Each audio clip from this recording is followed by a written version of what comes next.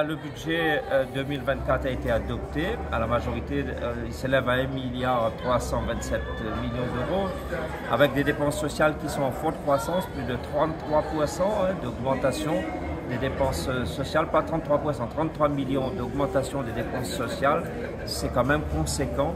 Je l'ai dit, nous travaillons en faveur des publics les plus fragiles à travers un plan pour les personnes âgées, personnes porteuses de handicap, aussi un plan de protection de l'enfance. Donc sur ces trois volets-là, on avance. Après, nous avançons aussi dans d'autres domaines, tels que l'amélioration de l'habitat, ou parce que d'autres se sont désengagés, le département est beaucoup plus présent.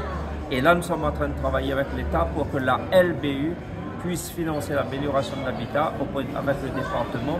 Que 10% de la LBU soit fléché vers le financement de l'amélioration de l'habitat, de façon à tenir nos objectifs d'améliorer le plus grand nombre d'habitats insalubres au profit des familles les plus défavorisées. Et puis, bien sûr, il y a le sujet de l'éducation, de l'agriculture, comme on vient de l'évoquer, de l'aménagement du territoire, des routes et de l'eau, le sujet de l'eau, parce qu'à Mayotte, tout le monde l'entend, la population est en manque d'eau, c'est un vrai drame. Nous, la Réunion, ici, nous sommes en situation un peu en meilleure situation. Pourquoi? Parce que depuis 30 ans, le Conseil général, devenu Conseil départemental, a investi dans le transfert de l'eau d'est en ouest. Nous avons investi dans la partie sud avec une interconnexion et là, nous allons travailler dans l'est à travers le projet Meren. Donc, il n'y a pas de problème de ressources, il y a un problème d'infrastructure. Nous avons investi depuis 30 ans et on va continuer à le faire pendant 10 ans de façon à mettre la population réunionnaise à l'abri des difficultés en matière d'eau potable et bien sûr d'eau agricole pour les agriculteurs. Un budget dynamique, mais vous restez vigilant malgré tout par rapport aux dotations de l'État? Très vigilant. Vous avez raison de le dire parce que parlons de la Chambre est en situation fragile. Le département est en situation fragile. Le SDIS est en situation fragile. Le département qui porte l'action sociale, nous sommes dans une situation de fragilité budgétaire qui dépasse le cadre départemental. Je le dis régulièrement à tous les ministres, à tous les gouvernements, il ne faut pas regarder la situation du département de la Réunion avec le même regard que vous portez au département de l'Hexagone.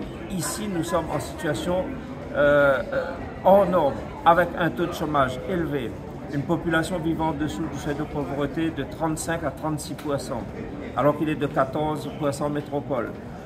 Une situation en matière de territoire compliquée avec des ravines, avec des difficultés de circulation, de mobilité.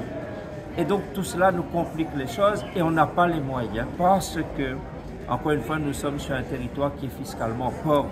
Donc je demande des adaptations pour que la Réunion soit bien accompagnée. Et j'estime que j'obtiens un peu de satisfaction quand même parce que nous avons le plan personnes âgées, le plan personnes porteuses de handicap, le plan protection de l'enfance et là 10% de la LBU qui sera fléché vers l'amélioration de l'habitat. Donc il y a des avancées, mais les avancées s'obtiennent au prix d'efforts considérables pour qu'on prenne en compte nos spécificités. Votre budget a été voté non pas à l'unanimité mais à la majorité. Que répondez-vous à l'opposition qui dénonce une diminution des crédits concernant la jeunesse et même dans d'autres secteurs? En fait, le budget ne se lit pas à travers des chiffres. D'abord, il faut aller voir les mesures.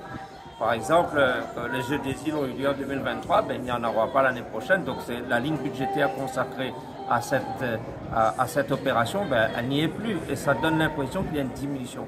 Or, ce sont des opérations qui se vivent dans le temps et le budget est la traduction de ces opérations. Il n'y a pas de baisse de budget puisqu'il est en augmentation de 5%, dont 33 millions de plus pour les dépenses à caractère social.